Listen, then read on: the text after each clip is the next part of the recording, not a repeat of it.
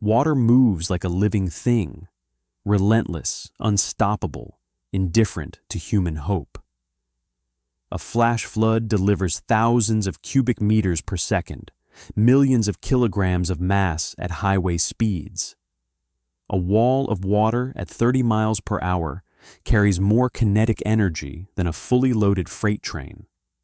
It obliterates houses like cardboard boxes, snaps century-old trees like kindling, moves boulders that weigh tons, and flows inexorably where gravity dictates, leaving behind devastation measured in lives disrupted and communities transformed.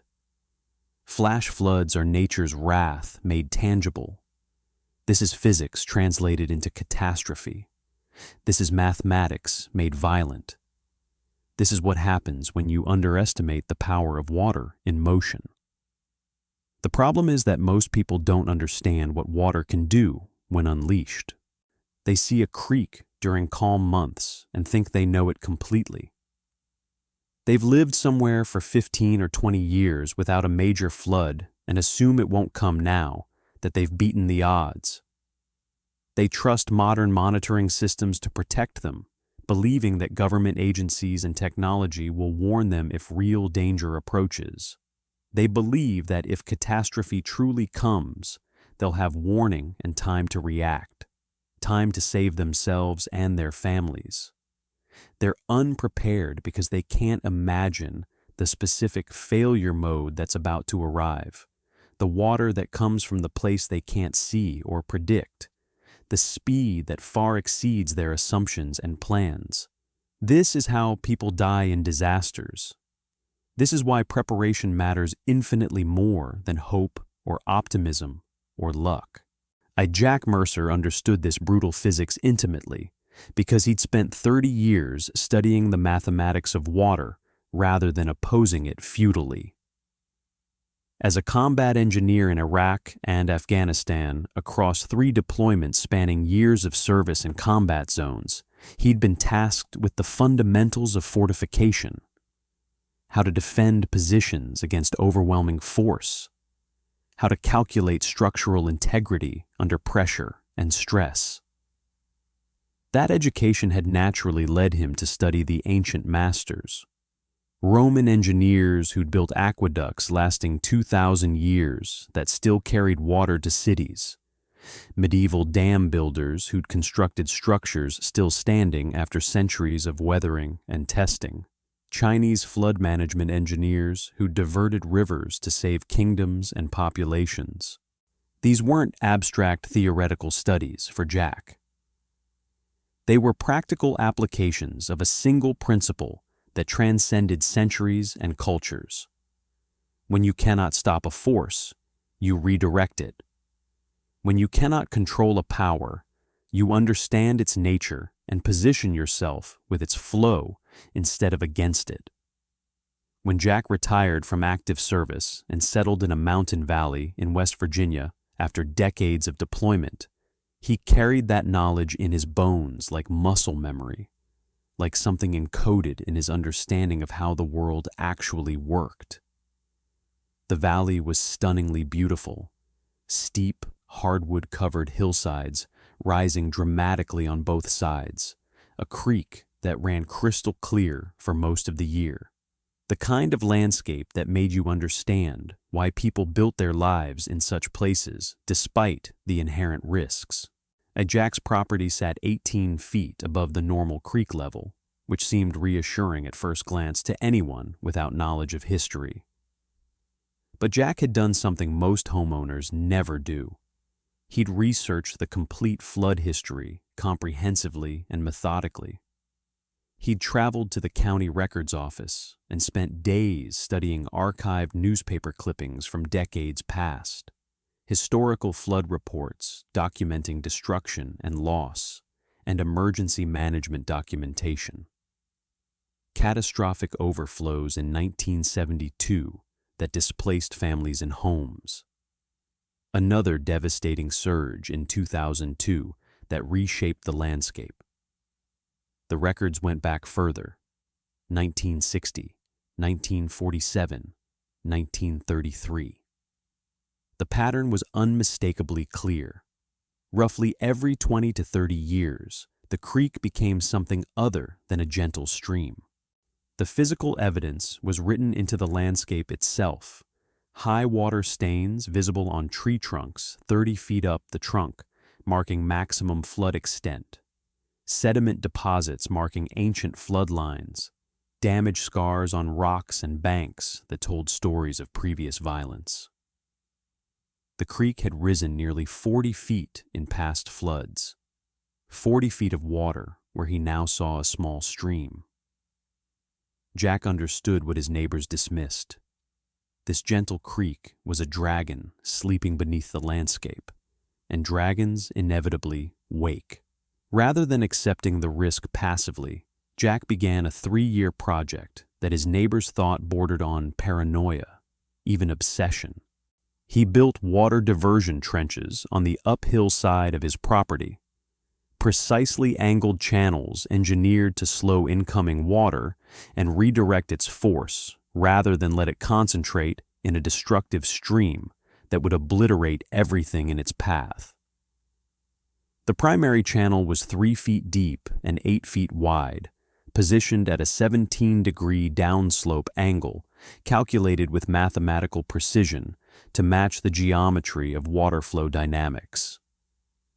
Secondary channels branched off perpendicularly, creating a network that would break up concentrated flow into dispersed currents that would lose momentum gradually. He positioned gabions, large baskets filled with river stones, at strategic points where water would lose maximum energy to friction and resistance, designed to bleed kinetic energy from the system. Every shovel of earth was placed with mathematical intentionality, not random effort.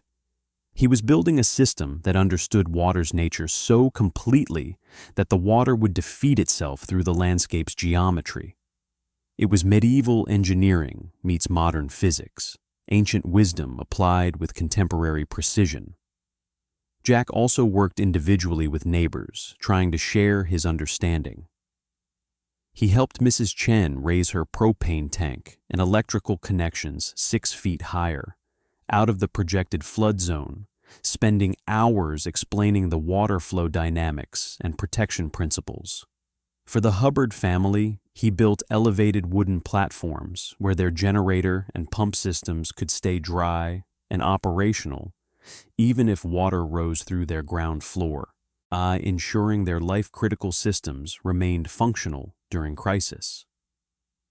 He spent hours with the Kowalskis explaining precisely that their property's location at the valley's lowest point made them exponentially more vulnerable to water concentration than any other properties positioned on slopes.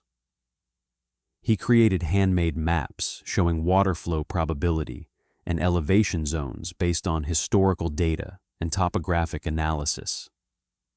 Most neighbors were polite about his warnings, nodded while he spoke, thanked him for his concern, but fundamentally didn't understand the urgency or believe the danger was real. Patricia Holt, the county emergency management director, had a different perspective entirely. She'd given a community presentation assuring residents that modern monitoring systems would provide adequate warnings if any real danger developed, and you trusted the system and technology.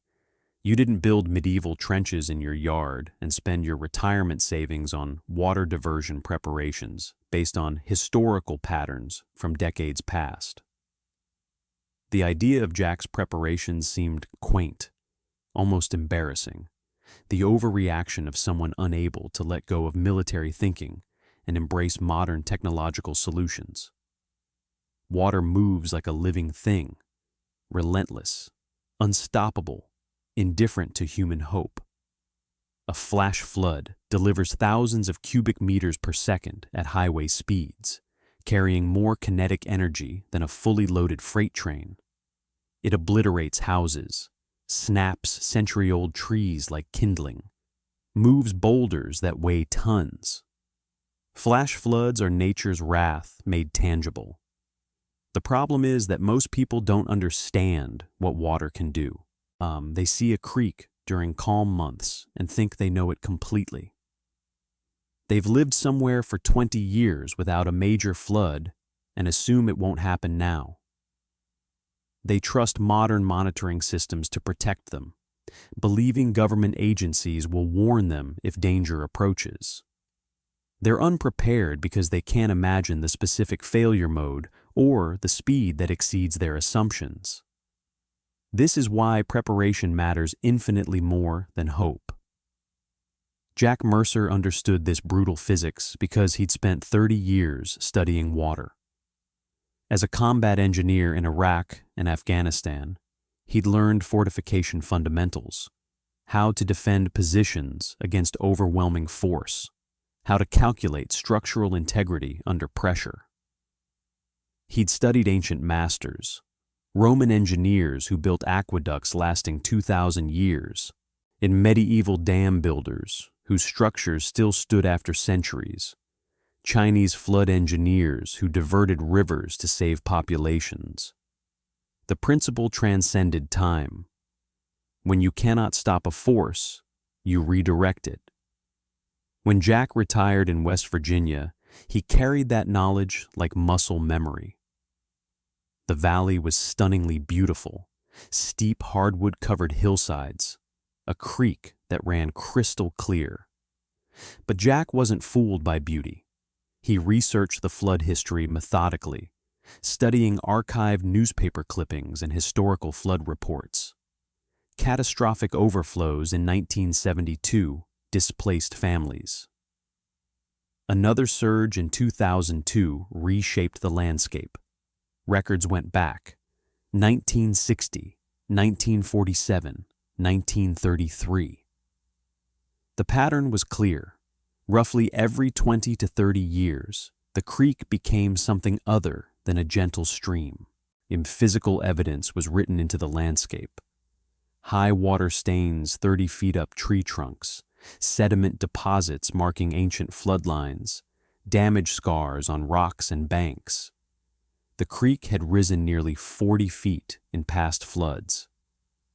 Jack understood what his neighbors dismissed. This gentle creek was a dragon sleeping beneath the landscape, and dragons inevitably wake.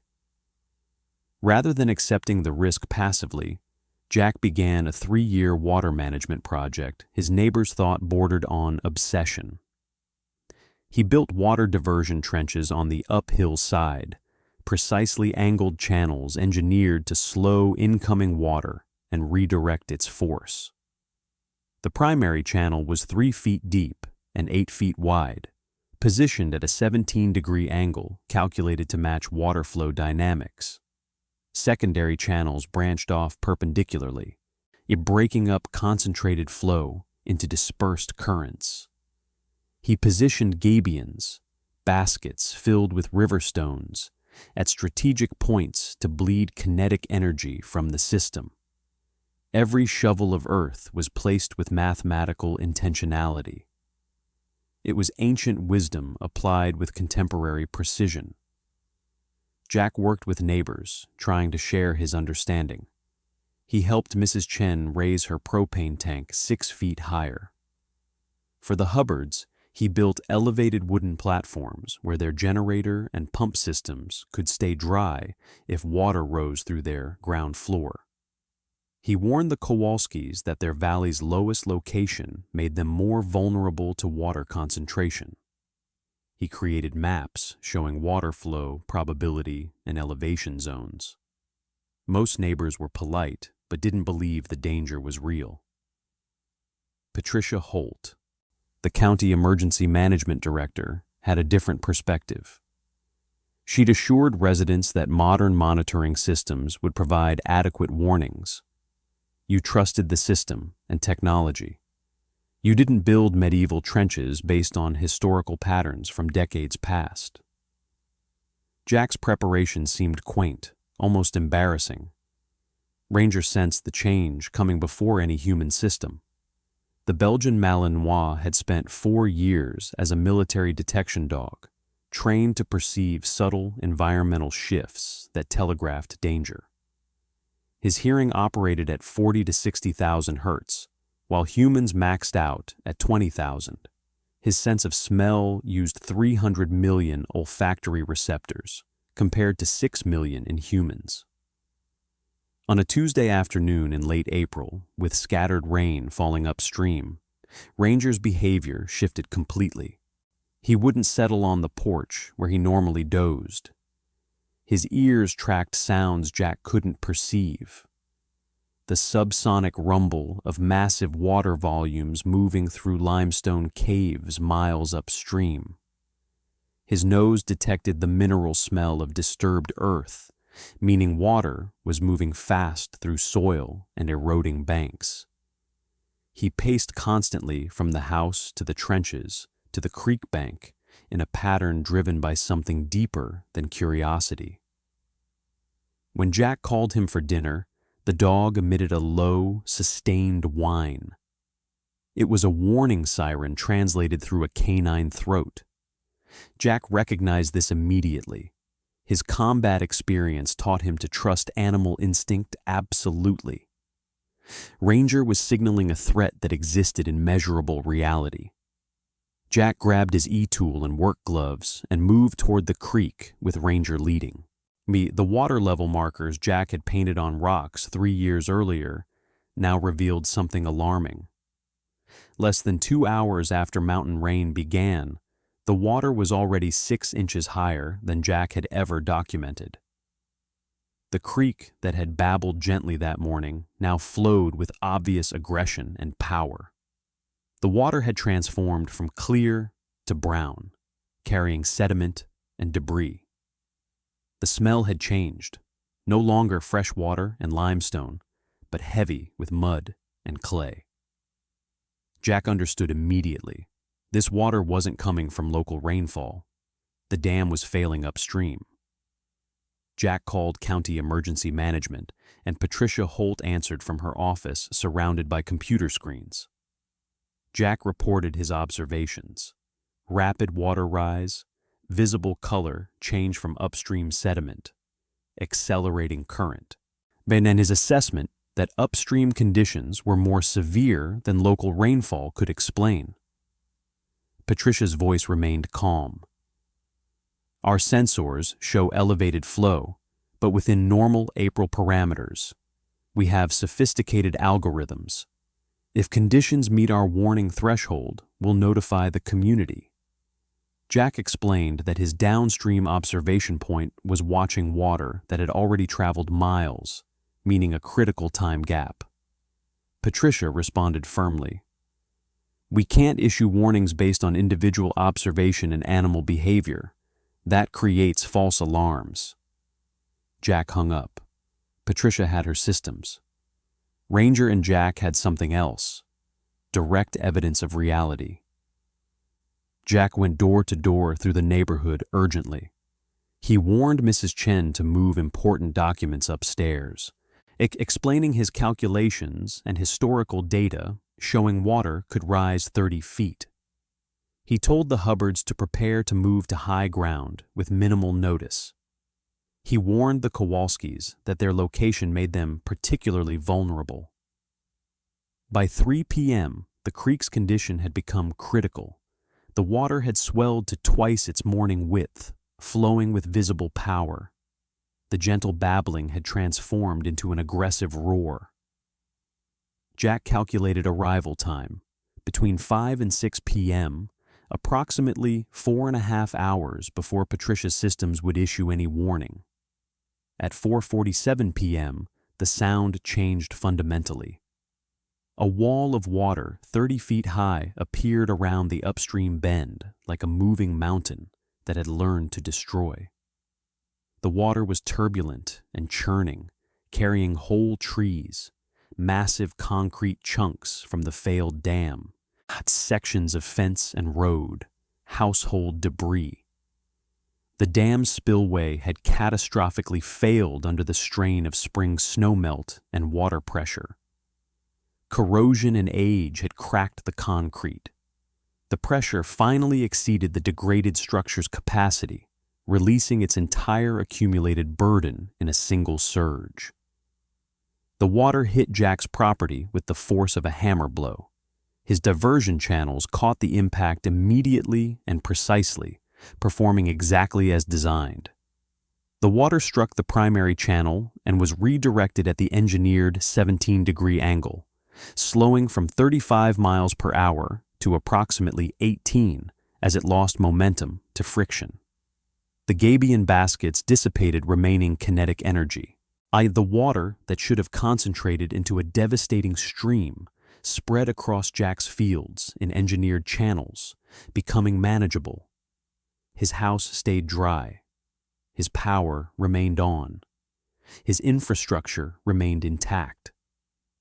3 years of preparation had transformed catastrophe into manageable consequence. Knowledge and preparation proved infinitely more powerful than luck. But the Hendersons had dismissed Jack's warnings. Their house sat at the valley's lowest point. Water concentrated at their location exactly as Jack predicted, submerging their first floor in minutes. They made it to the attic as the force partially shifted their house off its foundation. Standing in their attic with water lapping at the rafters, they understood. Jack's warnings had saved their lives. Ranger became a hero then. Jack heard a car horn blaring in the flooded zone. When Jack pointed toward the horn, Ranger shifted into working mode. His nose, calibrated through training to track humans, detected human scent with absolute certainty. Ranger moved through the flooded landscape with absolute confidence, navigating obstacles not visible to human eyes. Jack followed, wading through waist-deep water, trusting his dog completely. Ranger led him directly to the Hendersons' car, crumpled against a tree. 8-year-old Tommy Henderson was trapped inside, pressing controlled bursts on the horn button. Jack broke the rear window with his e-tool. He pulled the boy into the floodwater. Ranger immediately positioned himself between Tommy and the strongest current, his body becoming a living barrier. The dog led them both back to high ground, whilst navigating the safest path through water and debris. Within 15 minutes, they were safe on elevated ground. Tommy was alive, coughing, but rescued. One life saved because a man trained a dog and listened to that dog, and the dog understood danger. The official warning came through at 6:31 p.m., 4 hours and 44 minutes after Jack and Ranger knew catastrophe was arriving. Patricia's systems had finally detected downstream conditions meeting her thresholds.